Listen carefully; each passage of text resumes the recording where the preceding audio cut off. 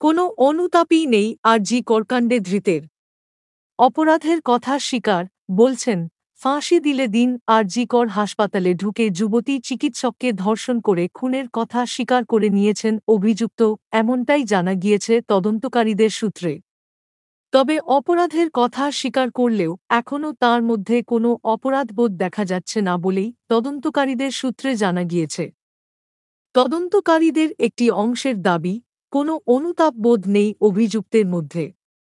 আরজি করকাণ্ডে ধৃত যুবক পেশায় সিভিক ভলান্টিয়ার।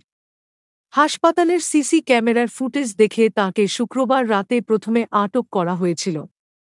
জিজ্ঞাসাবাদের পর তাঁকে শনিবার সকালে গ্রেপ্তার করে পুলিশ। অভিযোগ, শুক্রবার ভোরে হাসপাতালে ঢুকতে দেখা গিয়েছিল অভিযুক্তকে। ৩:০০ থেকে ৩:৫ মিনিট তিনি ভিতরে ছিলেন। সিভিক ভলান্টিয়ার হওয়ার কারণে হাসপাতালে ঢুকতে বা বেরোতে তাঁর সমস্যা হয়নি বলে মনে করছেন তদন্তকারীরা।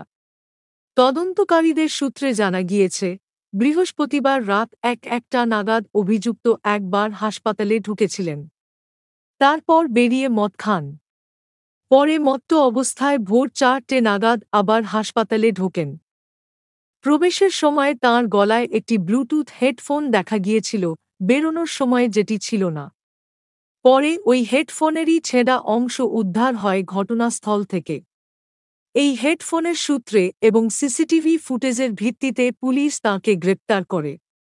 তদন্তকারীদের সূত্রে আরও জানা গিয়েছে, ধৃতের মোবাইল ফোনে রাখা ছিল পর্নোগ্রাফির বহু ভিডিও।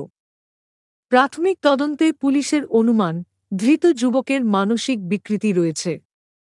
সেই দিকটি খতিয়ে দেখা হচ্ছে।